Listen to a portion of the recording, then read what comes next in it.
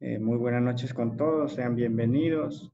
Un webinar más de parte de la comunidad LATAM, en esta ocasión con el tema de Machine Learning, que gustosamente, gracias a la predisposición de nuestro amigo Arturo Marchura, nos va a presentar esta noche. ¿Sí? Estaré en la parte de moderación, en la parte de chat, y pues adelante Arturo, puedes habilitar tu micrófono y empezar la presentación. Bien, buenas noches. Muchas gracias, Cristian, por la invitación para dar esta charla. El tema que voy a presentar es, bueno, como es bien sabido, como se ha venido anunciado, es el Machine Learning. Bien, y comencemos. Bien, es bien sabido, o mejor dicho, se sabe que desde el inicio de la humanidad hasta el 2003 aproximadamente, se han generado 5 exabytes de información, es decir, todas las novelas escritas, las pinturas, los audios, las imágenes y toda la información recolectada hasta ese momento ha sido de 5 exabytes, hasta el 2003. Esto es una cantidad pues muy grande, ¿no? Aproximadamente un exabyte es 10 a la 18 bytes, pero no es nada comparado con lo que se vino a partir del 2000, en el 2012 aproximadamente, en donde se generaron 2.7 zettabytes, que es 500 veces más de lo que se había generado durante toda la historia de la humanidad hasta el año 2003, ¿no? Y en los 3 años siguientes se multiplicó esto por 3, llegando a obtenerse 1.7 megabytes de datos por segundo, según la página web Data Never Sleeps. Y entonces eso nos da a entender que todos generamos información, ¿no? Todos los movimientos que hacemos actualmente están digitalizados por medio de los celulares, cuando vamos al banco, cuando acudimos a los supermercados, incluso cuando no hacemos nada de eso estamos generando información. Cuando dejamos de entrar a Facebook o entrar a Instagram, también estamos generando información. Cuando dejamos de comprar algo que compramos regularmente, estamos generando información. El dato de por sí es un carácter porque no dice nada. Yo entro a MySQL o entro a Oracle, extraigo las bases de datos relacionales, las tengo allí, son un montón de caracteres, en sistema binario de 0 y 1, pero no dice nada porque no tiene un objetivo, no hay una razón de por qué se las extrae. Cuando yo tengo un significado, es decir, un motivo de por qué estoy extrayendo y quiero hacer algo con ellas, recién se convierte en información, ¿no? Pero hay un paso más que es convertir la información en conocimiento. Es decir, pasar de datos a conocimiento. ¿Por qué conocimiento? Porque el conocimiento es una mezcla de experiencia, valores, información y saber hacer, ¿no? Que sirve como marco para la incorporación de nuevas experiencias e información y es útil para la acción. Cuando dice útil para la acción, pues da a entender de que es útil para la toma de decisiones, para poder mejorar procesos, para poder modificarlos simplemente, para poder entenderlos en toda su complejidad, de acuerdo a qué tan complicado es un proceso o no, y también para malograr un proceso. Se debe tener un cierto nivel de conocimientos, ¿no? ¿Qué hacemos con estos datos? Como habíamos dicho, el progreso y la innovación ya no se ven obstaculizados por la capacidad de recopilar datos, sino por la capacidad de extraer el valor de los datos y convertir los datos en conocimiento. ¿Cómo hacemos esto? Pues utilizando las técnicas de Machine Learning. ¿Qué es el Machine Learning? Es una rama de la inteligencia artificial que consiste en enseñar a las computadoras a resolver problemas analizando un conjunto de datos, aprendiendo de ellos y posteriormente utilizar esta experiencia para resolver el mismo problema en nuevas situaciones. El Machine Learning está conformado por dos ciencias. Una es la ciencia de la computación y la ciencia de la estadística y matemáticas, ¿no? Una depende de la otra. No podríamos hacer modelos tan rápidos si no tuviéramos la capacidad computacional que se tiene actualmente. Y no pudiéramos hacer predicciones o hacer tampoco nada si no tenemos los modelos previamente que se generan por medio de estos algoritmos, ¿no? Es decir, uno va de la mano al otro. Pero el Machine Learning, como vemos aquí, no es todo. Hay todo un mundo, toda una ciencia de datos que es una mezcla de más materias, de más conocimiento. inclusive de gestión, que es muy importante, que se está utilizando actualmente en muchas empresas, ¿no? Para obtener mayor lucro. Como ejemplos, por ejemplo, un banco, ¿qué pregunta se haría? ¿Debo ofrecerle a una hipoteca a este cliente? Un banco debe cerciorarse de alguna forma si el cliente al que se le va a dar un crédito nos va a pagar o no, para no gastar en gastos de cobranza, ¿no? Para no invertir dinero en gastos de cobranza que a la larga, sumados todos, son muchos gastos para la empresa, ¿no? En un supermercado, ¿qué se preguntaría? Cuando mis clientes compran huevos, ¿cogen también aceite? Entonces, es decir, en el supermercado le interesaría encontrar la relación entre los clientes que compran algo y compran otra cosa a la vez, ¿no? Entender eso, entender con cuánta frecuencia lo hacen, por qué no lo hacen. Vamos a ver unos ejemplos después y vamos a entender mucho más claro esto. Los recursos humanos se podrían hacer quizá una pregunta más abierta, ¿no? ¿Qué tipo de empleados tengo? Tienen características de sus colaboradores y quieren saber qué tan diferentes son entre sí y qué tan similares son entre sí. Las fábricas se preguntarían, pues, ¿cuántos fallos para X módulos esperamos cada mes? Podrían utilizar esto haciendo las técnicas que utilizan actualmente, como por ejemplo el Lean Six Sigma, que intenta reducir el gasto, disminuyendo el reproceso y las pérdidas o los productos fallidos, ¿no? Pero, ¿cómo funciona esto al final? ¿Cómo aprenden las máquinas? ¿Cómo se crean estos modelos? Pues hay tres formas en que las máquinas aprenden. En la charla de hoy voy a mencionar dos de las tres y voy a quizá incentivarles a que lean un poco sobre el aprendizaje por refuerzo y vean el video de Netflix que se llama AlphaGo, en donde muestra cómo las máquinas aprenden equivocándose. Es decir, ante el error, utilizan otra opción, optimizan esto y ya no vuelven a cometerlo, ¿no? AlphaGo trata sobre una computadora que por medio de la inteligencia artificial le gana al mejor deportista en este juego, ¿no? En este deporte. Le gana luego haciendo creo que 5 partidas, al final resulta ganador, al mejor del mundo. Luego tenemos el aprendizaje no supervisado, que es una forma de entender los datos sin tener un objetivo. Y el aprendizaje supervisado es cuando ya tenemos un objetivo definido que debemos predecir propiamente, que es lo que se utiliza regularmente, ¿no? Debemos predecir algo. El cliente va a comprar esto, no lo va a comprar. El trabajador se va a renunciar a su trabajo o no. El cliente se va a pasar a la competencia o no. Eso se puede predecir de acuerdo a la información que tengamos de cada uno. Comencemos con el aprendizaje no supervisado. Tiene el objetivo principal de comprender y extraer los patrones de información directamente. Ejemplo, agrupar clientes con características y comportamientos similares a los que hacen campañas de marketing altamente segmentadas. Es decir, yo tengo mis clientes y quiero entender y quiero segmentarlos. Y quiero entender por qué son tan semejantes entre ellos y por qué cada grupo es tan diferente entre sí, ¿no? Por ejemplo, respondiendo a la pregunta que nos habíamos hecho al inicio, que se hacía recursos humanos, ¿qué tipo de empleados tengo? Entonces yo tengo una matriz en donde tengo el salario que gana cada trabajador, si es casado o no, si tiene coche o no, si tiene niños o no, qué tipo de predio tiene, si está en el sindicato, cuántas bajas al año ha tenido y cuántos años tiene de trabajo. Y también el género que tiene. Entonces, por medio de esto yo puedo segmentar, es decir, de todos estos trabajadores puedo definirlos por grupos. Y definir, por ejemplo, el grupo 1, que son sin niños y viven en vivienda alquilada. Tiene baja participación sindical y tiene muchos días de baja. Y así, cada grupo, el grupo 2, con otras características, y grupo 3. Es decir, yo puedo entender por qué el grupo 1 está conformado por tales trabajadores, por qué son tan parecidos, y también puedo entender por qué cada grupo es tan diferente entre sí.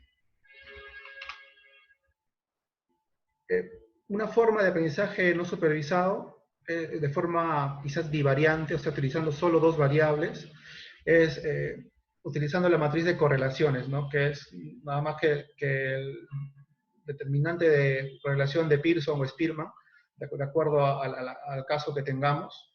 en donde, por ejemplo, podemos observar que la variable need y la variable health tienen una correlación negativa, es decir, que si uno tiende a aumentar, otro tiende a disminuir, y si es mayor a 0.5, pues se puede decir que sí existe esa correlación, ¿no? Existe, es un valor medianamente alto. Otra técnica más multivariante que se utilizaría más en el caso de los colaboradores, sería el clustering, y por medio del dendrograma, que es la forma de dibujar esto, ¿no? Este modelo, en donde, por ejemplo, tenemos tres grupos. Si nosotros trazamos una línea, aquí tenemos tres grupos, ¿no? Que entre sí son muy semejantes, y estos grupos entre sí son muy diferentes. Pero también, de acuerdo a algunos conocimientos previos, podríamos decir que existen dos grupos, que este grupo verde es diferente del grupo azul y del grupo rojo. Y en otro caso más complicado, como de estas ciudades, en donde podríamos encontrar gran cantidad de grupos, por ejemplo, definidos por variables económicas, por problemáticas, y podríamos entender que estas ciudades tienen problemas muy semejantes, ¿no? Entonces podríamos tomar decisiones hacia estas ciudades, quizá reducir costos de alguna compra y hacerlo de forma masiva para lograr una mejor eficiencia en la toma de decisiones de gestión pública, por ejemplo, ¿no? Y también nos da la facilidad de entender por qué estas ciudades son tan diferentes a estas, ¿no? En muchos aspectos culturales, económicos, políticos, sociales, etcétera, ¿no? Y otra técnica es el análisis por componentes principales, que nos da la facilidad de reducir muchas variables en solamente dos. Por ejemplo, en este caso de una detección de cáncer, de tipo de cáncer, se tienen muchas variables, ¿no? Mediciones, edad del paciente, sexo, peso, lo que sea. Y podemos reducirlo a solamente dos variables. Dos variables, y podemos observar además que hay cierta discriminación entre ellas, es decir, hay cierta separación, y podemos entender por qué cada grupo, por qué es maligno y por qué es benigno, a qué variables se debe esto. Listo. Siguiendo con otro tipo de aprendizaje, el siguiente es el aprendizaje supervisado, en donde ya tenemos un objetivo. Se conoce a priori un objetivo, es decir, cuando los individuos los tienes previamente clasificados o etiquetados, o conoces alguna variable respuesta asociada a ellos. Por ejemplo, aquí como vemos en el gráfico, los clientes que compran esto, que compran bananas, también comprarán zanahorias, pan y leche, ¿no? Por un ejemplo, ¿no? Bien. Las técnicas más conocidas en el aprendizaje supervisado son la regresión lineal, que es muy conocida seguramente por varios de nosotros, ¿ya? La regresión por componentes principales, los mismos cuadrados parciales, el árbol de regresión, cuyo ejemplo vamos a hacer ahora en una pequeña demostración en R, vecinos más próximos, máquina de soporte vectorial, redes neuronales, algoritmos genéticos. Acá en el gráfico, por ejemplo, vemos una regresión lineal, ¿no? donde se encuentra el modelo que explique mejor la relación que existe entre la variable X y la variable Y, ¿no? ¿De qué forma? Reduciendo los residuos, es decir, la suma de residuos, es decir, la distancia entre este punto y la recta, la sumatoria de cada punto hacia la recta sea la mínima posible. Ahora, no necesariamente es una recta, no puede ser una cuadrática, una cúbica, de cualquier orden, puede haber interacciones, etcétera, ¿no? Pueden ser varias funciones, etcétera. En este caso, para la regresión, se utiliza como variable de respuesta una variable cuantitativa. Y cuando tenemos como respuesta una variable categórica o cualitativa, compra o no compra, va a renunciar o no, qué producto va a comprar, o sea, algo categórico, se utiliza la clasificación, ¿no? Para esto tenemos técnicas como la regresión logística, el análisis discriminante, el PLS discriminante, árboles de clasificación, vecino más próximo, naive Bayes, máquina de soporte vectorial, redes neuronales, algoritmos genéticos, ¿no? Por ejemplo, aquí estamos utilizando una máquina de soporte vectorial que me divide estas clases, me busca, el modelo es este, ¿no? Estos vectores que dividen un grupo y lo diferencian de otro, ¿no?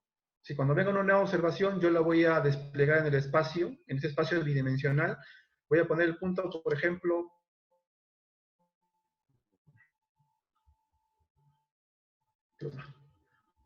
si me cae aquí, pues correspondería a la clase de color azul, ¿no? Si me cae por aquí, a la clase de color verde, ¿no? De acuerdo a estos vectores que se han generado, ¿no? Que son el modelo en sí. En el caso anterior de una regresión, el modelo, ¿cuál sería? La ecuación de esta recta, ¿no? Y igual a mx más b, ¿no? ¿Y cómo es la estructura de esto? Pues tenemos una matriz de variables.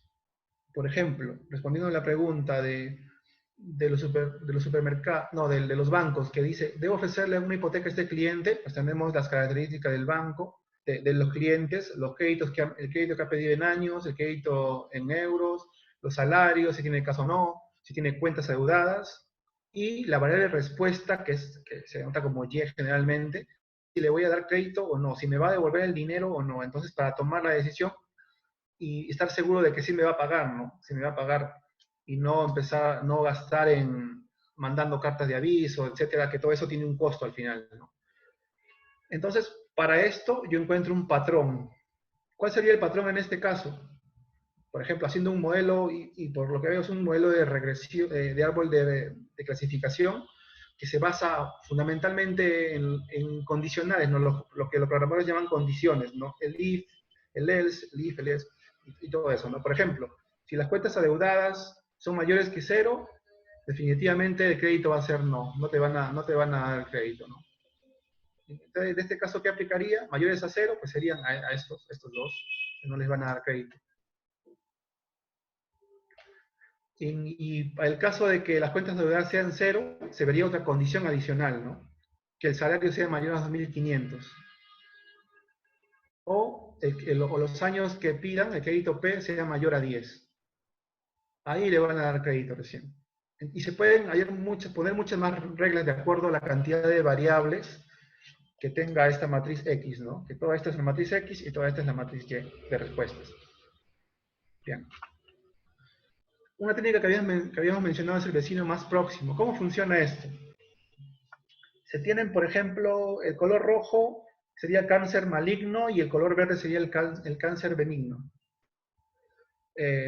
Y cuando llega una nueva observación, como esta, lo que está señalando la flecha, se van a buscar, por ejemplo, yo voy a poner un K5, es decir, la cantidad de vecinos van a ser igual a 5. Entonces yo voy a buscar los 5 puntos más próximos a la nueva observación que entra.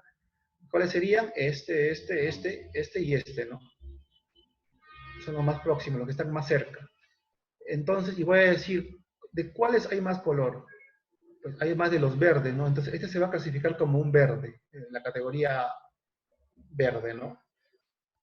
Si fueran de 3, se iría a este y a este. Y habrían 2 rojos y 1 verde, entonces se clasificaría como rojo. Entonces, no es simplemente aplicar la técnica, hay que utilizar un criterio. Es decir, ¿cuántos vecinos voy a utilizar? ¿Un K igual a 3? ¿Un K igual a 2? Si hay un K igual a 2 y me salen 2 rojos, o un rojo y un verde, ¿por cuál se decide el algoritmo? Pues no se recomienda utilizar valores pares, pero podría darse el caso de que lo prediga muy bien. Para eso se optimizan estos valores de K. Hay formas de optimizar los modelos inclusive.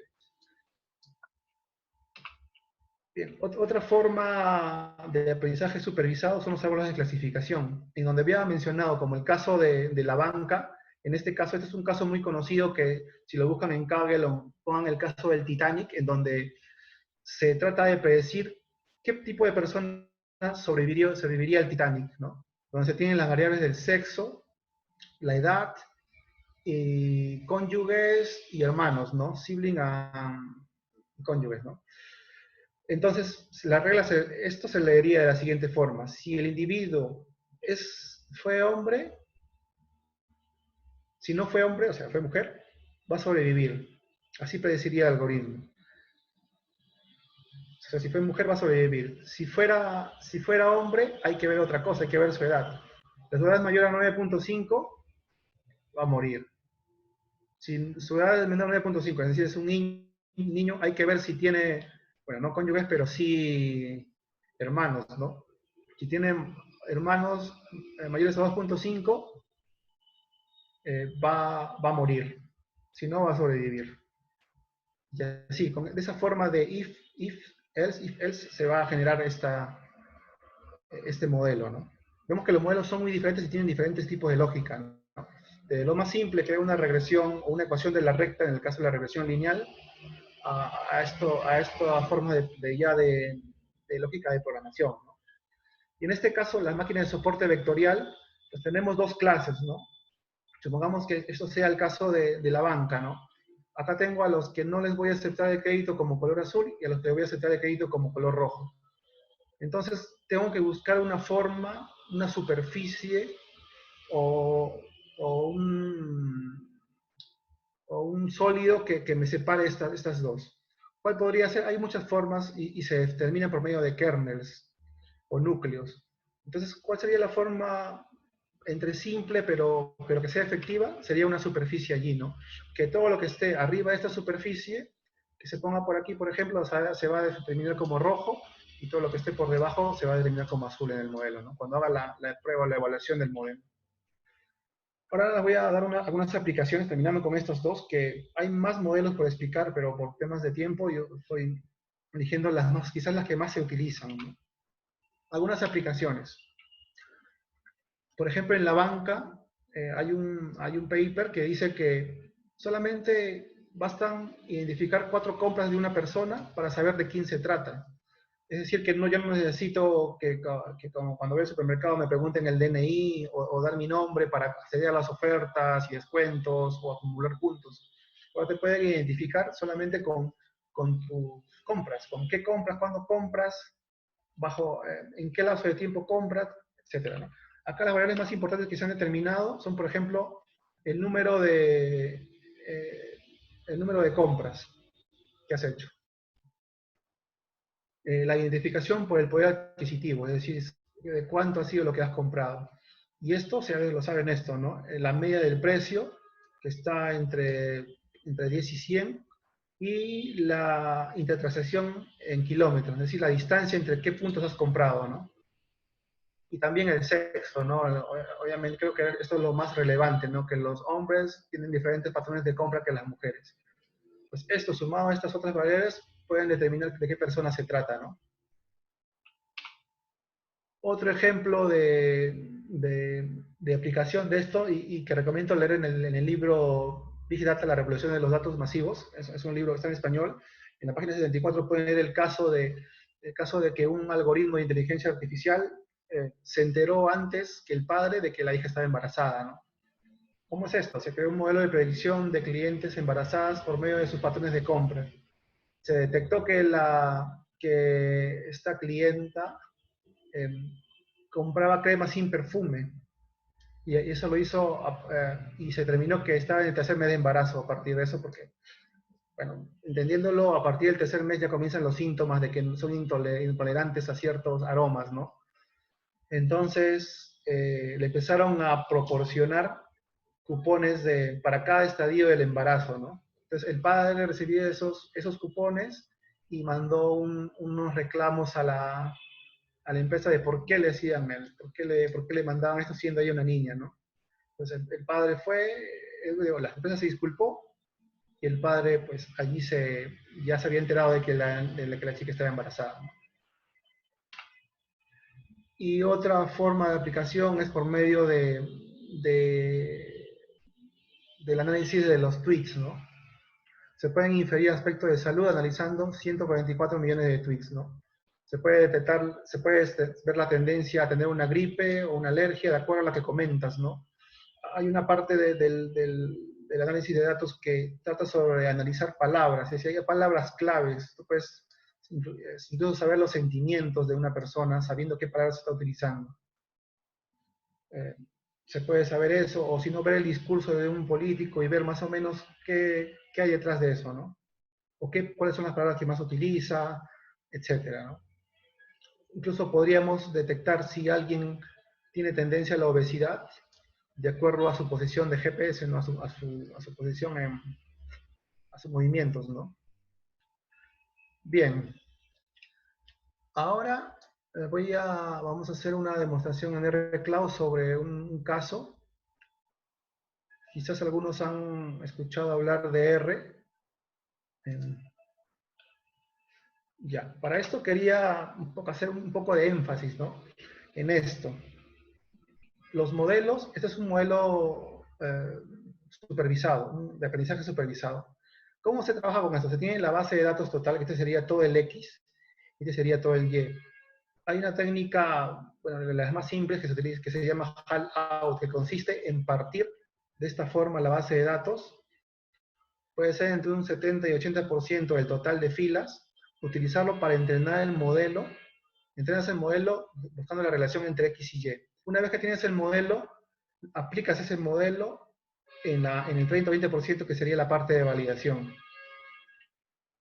Si es un problema de regresión, es decir, donde esta Y es cuantitativa, una forma de medirlo es por medio del MAE, ¿no? Del error absoluto medio, que no es más que la sumatoria de las diferencias entre el valor predicho y el valor observado en valor absoluto, ¿no? Y dividido entre el número de observaciones, es decir, la media entre el valor predicho y el valor observado, que es lo que vamos a hacer ahora en el taller. Y, es decir, tengo el modelo, yo voy a ingresar a este X-test, voy a tener los resultados, un Y de valores predichos, y voy a hacer la diferencia de estas dos. La diferencia de estos dos... voy a tener un Y predicho y voy a restarlo. Y voy a tener toda esta parte. Voy a restarlo y voy a sumar cada valor y luego lo voy a dividir entre el número de observaciones que el 30% me corresponda, ¿no? Vale. Entonces vamos a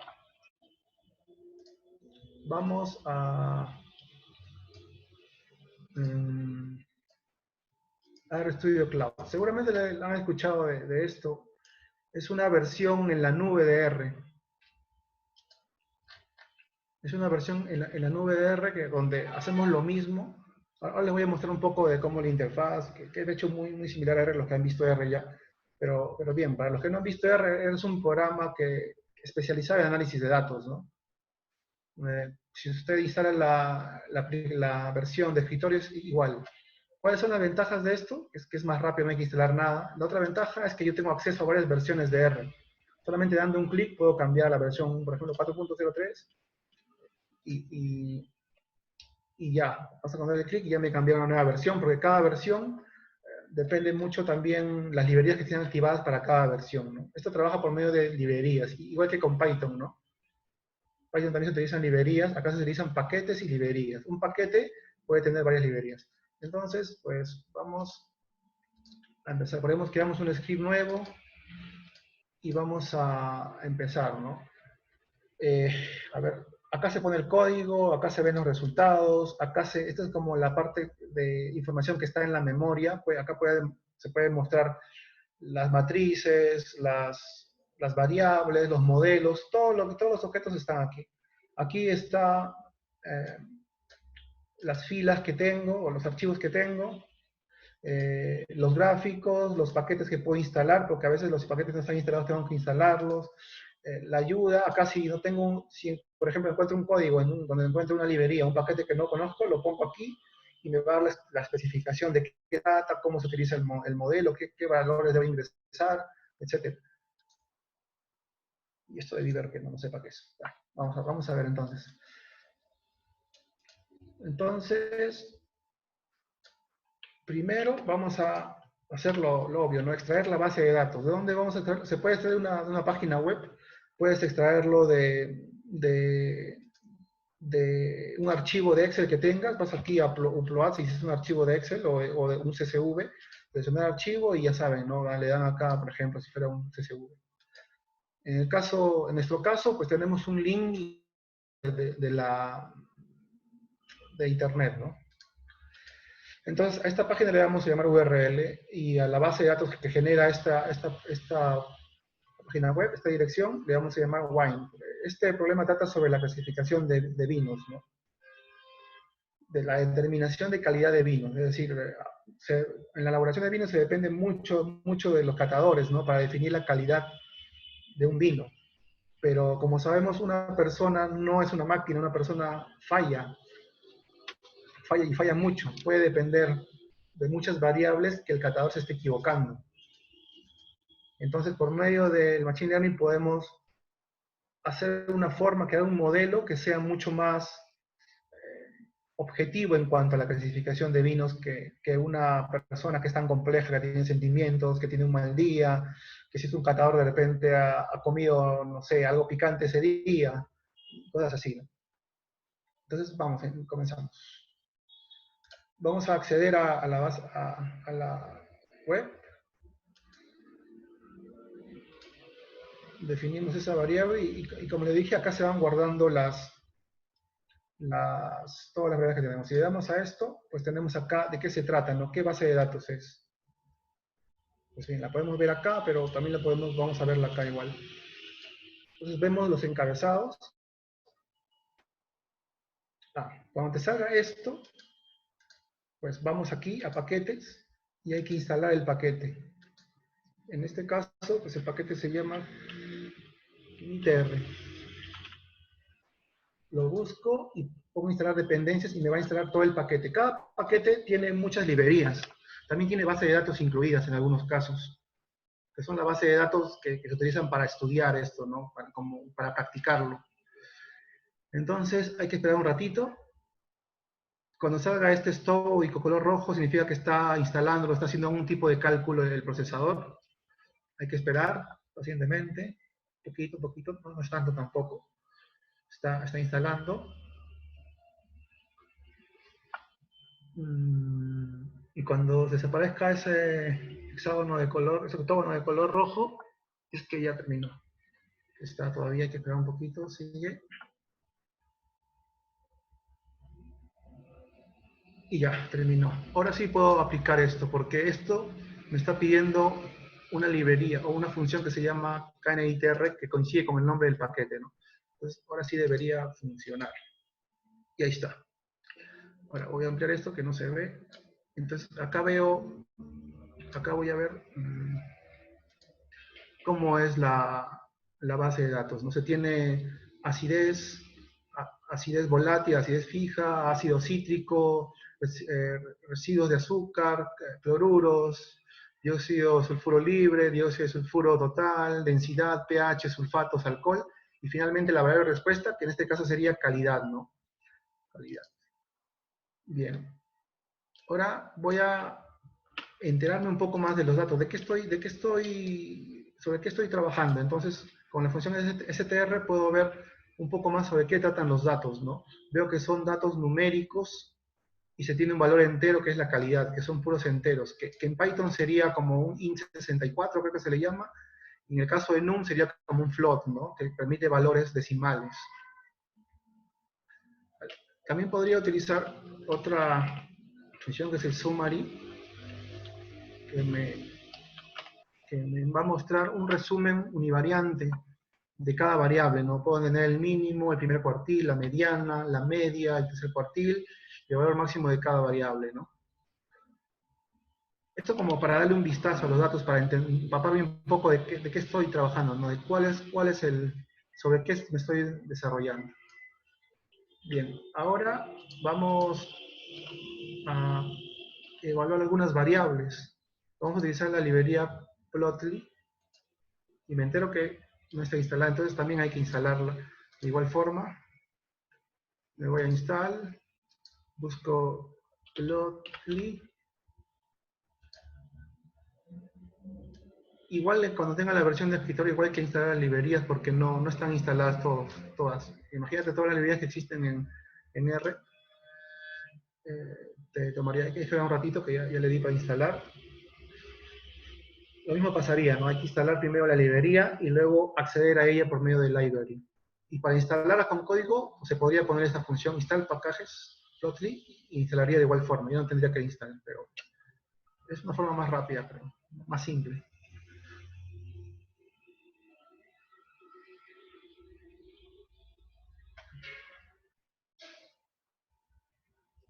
Entonces espero. Está descargando.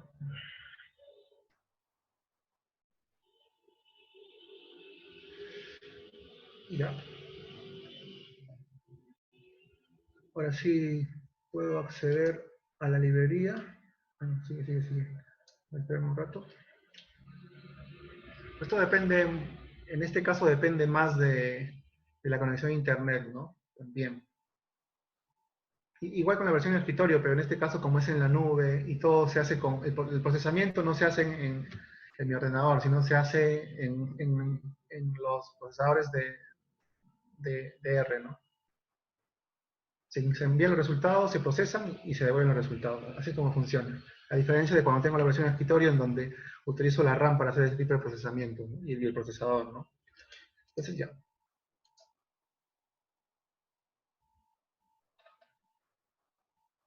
Vamos a ponerle de nuevo. Ya está, ya no sale error. Y ahora ya está. Pues voy a tener mi primer gráfico en donde veo, en este caso estoy viendo la distribución de la variable calidad, que es la variable respuesta, ¿no? Vemos que hay para empezar, no hay valores 1 y 2, ¿no? No hay vino de baja calidad. Y tampoco,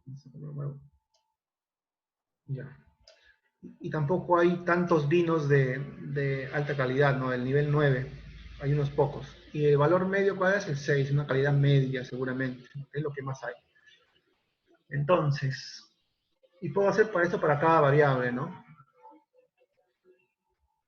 Ahora voy a explorar un poco más la variable calidad, ¿no? Voy a darle un vistazo más profundo para entender bien qué es lo que quiero decir, ¿no?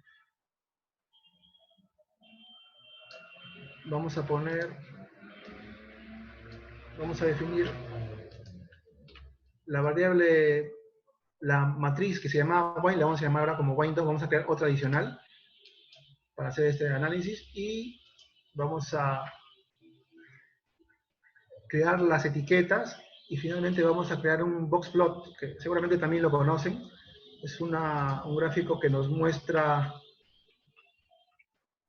un poco cómo se distribuyen los datos, pero con la intención de ver la media, ver la mediana, ver el rango de donde está el 75% y ver los atípicos. Vamos a verlo ahora. Y aquí está, ¿no? Podemos ver la variable calidad y podemos ver su valor respecto al alcohol. Es decir, podríamos quizás inferir y como ir explorando los datos que la calidad, o sea, la calidad 9, que es la más alta, pareciera que depende un poco del alcohol, ¿no? Pareciera. Quizá si nos ponemos un poco analíticos y nos empapamos del tema de vino, pues el alcohol hace que como más alcohol, el alcohol se evapora, entonces eso puede hacer que los aromas que detecta el catador eh, sean más intensos y el catador lo califica como un valor mayor, ¿no? Quizás y cuando tiene menor cantidad de alcohol, pues pasa lo contrario. En este caso sería en el nivel más bajo de alcohol nos da un nivel 5. Quizás también hay otras variables que también influyen en esto, en la calidad, no solamente el alcohol, pero si hacemos una vista así somera de cómo se está comportando, pues podemos decir que el alcohol tiene cierta influencia.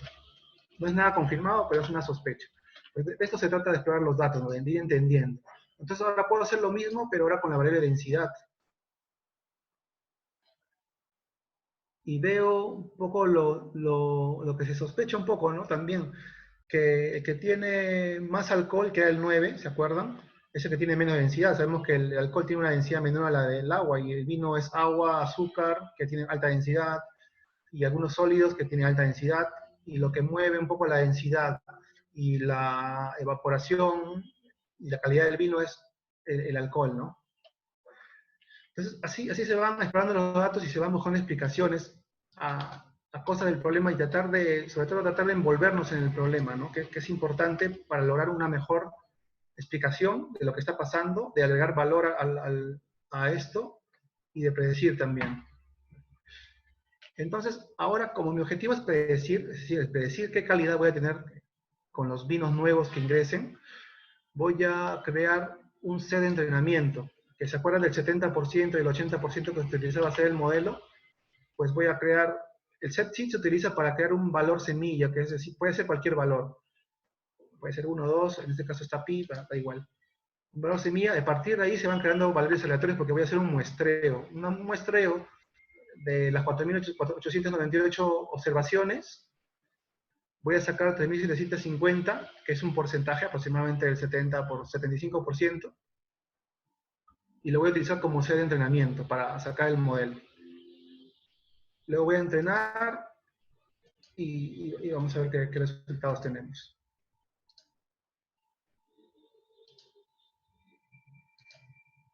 Entonces, acá con esto he sacado la nueva base de datos que se llama WineTrain, que va a ser la base de datos con la que voy a entrenar el modelo.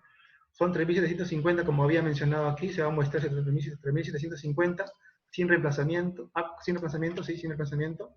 Y ahora voy a hacer la otra parte que sería la parte de evaluación, ¿no? Que es el restante, nada más que el restante, ¿no? Todo menos training, menos e-training. Entonces, ahora defino la parte que va a ser lo restante, ¿no? Y ambos suman 4.898. Bien, ahora voy a crear el modelo propiamente. En este caso se va a hacer un árbol de regresión. Necesito la librería rpart, y si está instalada, felizmente, si no tendría que instalarla, pero sí la tenía instalada. Igual hacías lo mismo que el paso anterior y lo instalabas, ¿no? Era el mismo paso, ¿no? Ir a paquetes, install, y hacías lo mismo, ponías rpart y se lo instalabas. Entonces ya la tengo activado y hago el modelo en donde voy a predecir la calidad utilizando las otras variables, que el punto significa el resto de variables de la data WineTrain, ¿no? Entonces ya hice el modelo y voy a ver de qué va el modelo. Entonces el modelo sería este. Se puede interpretar, habría que ver cómo está la cosa, pero es mejor con un gráfico. Es decir, por eso voy a utilizar, bueno, no tengo la librería de RepartPlot, voy a instalarla.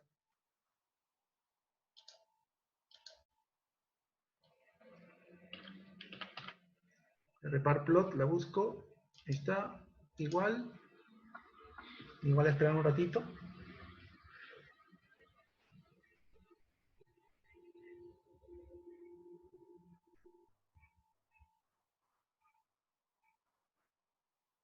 Estoy instalando.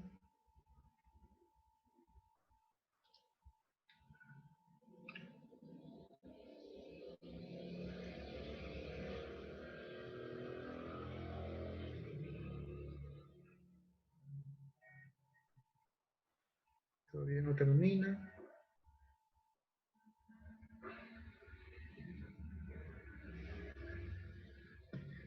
Y terminó. Entonces ahora sí debe funcionar la librería y ya está. Entonces, como les decía, es mejor todo viéndolo en un gráfico, ¿no? Doy zoom y voy viendo cómo se hizo. Este es el modelo final, ¿no? Y entonces, ¿cómo se va a clasificar un nuevo vino que llegue? Habíamos inferido un poco que el alcohol definía, ¿no? Entonces, pues el modelo nos está confirmando que si el alcohol tiene menos de 11, va a ser si tiene menos de 11, hay que ver la acidez volátil. Si este valor es mayor que 24, hay que ver el dióxido de sulfuro libre. Si es menor a 18, pues se va a predecir como una categoría 5, como un valor de 5, ¿no? De calidad 5. Otra forma, por ejemplo, otro caso, llega un alcohol de mayor a 11, entonces, o mejor dicho, mayor a 11, sí, mayor a 11, o sea, no menor a 11, mayor a 11, hay que ver el dióxido de sulfuro libre. Es menor a 11, supongamos que no lo es, o sea, no es derecha. Ahora le veo el porcentaje de alcohol nuevamente, es mayor a 12, no es mayor a 12, entonces se va a ver de calidad 6.6, ¿no? Y así se va leyendo esto. O sea, cada dato que ingreses te va a tener que pasar por este árbol de regresión, ¿no? Viendo estas condicionales, puras condicionales. Bien. Pero ahora tengo que predecir, ¿no? Porque tengo que ver que si en realidad está prediciendo bien. ¿No? Modelos siempre van a salir, pero tengo que ver si este modelo predice bien. Entonces, hay que evaluarlo. Primero hay que predecir los valores. Entonces voy a utilizar la función predict. Entonces voy a predecir la parte de entrenamiento, de evaluación, digo, de evaluación con el modelo ya creado, que era MRPAR, ¿no? Es el modelo que he creado. O sea, el modelo está aquí, se genera aquí. Entonces vamos a darle RAM. Y ya tengo el modelo hecho. Ya tengo los valores predichos y voy a generar ahora como un sumario, un resumen de las respuestas que he obtenido, o sea, los valores que he tenido del set de validación. Están aquí, no veo la media, que no sé si se han percatado que es muy semejante a al set de entrenamiento, entonces puedo inferir que he hecho un buen muestreo, ¿no? Ha sido un valor aleatorio, pero es importante verlo porque lo que he utilizado para hacer el modelo debe ser un muestreo bien hecho, o sea, que represente en realidad toda la base de datos.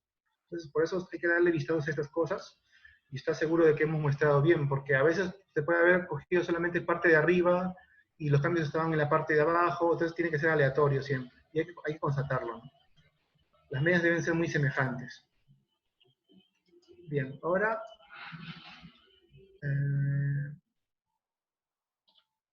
voy a ver el resumen de la variable calidad en la respuesta que me han dado, que me ha dado el modelo, y veo igual que son muy parecidos, 5, 3.63, bueno, está por ahí, ¿no? Entonces vamos viendo que es un modelo que es consecuente, ¿no? Que tiene sentido. Y finalmente vamos a ver el MAE, que habíamos dicho que era la diferencia entre el valor observado y el valor predicho en valor absoluto, dividido sobre el número de observaciones, ¿no? El número de filas. Entonces ponemos este y vamos a calcular el MAE. Y el MAE es de 0.59, ¿no? Es decir, que la diferencia entre el error y el valor real, el error del modelo, el valor promedio del modelo, el error promedio del modelo es de 0.59. Esto está bien o está mal, depende mucho del problema. Depende mucho del problema. Hay que consultar siempre con los expertos. En este caso, pues, que digas un vino de calidad 5, un vino de calidad 5.6, está por ahí, ¿no? No te desvía mucho, ¿no?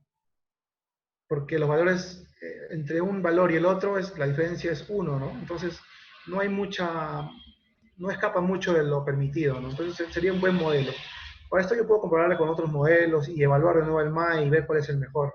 Pero en este caso, la intención era hacer un modelo de regresión para clasificar vinos, ¿no?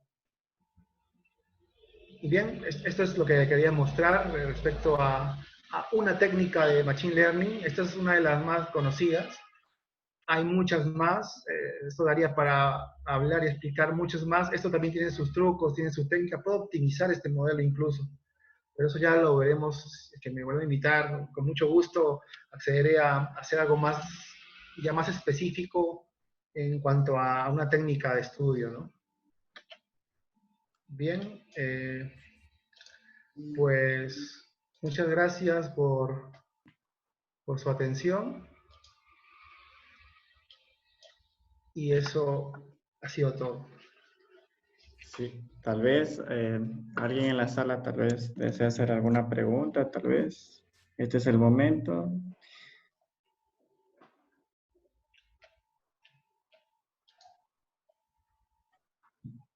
Alguien tal vez que haga uso de la palabra.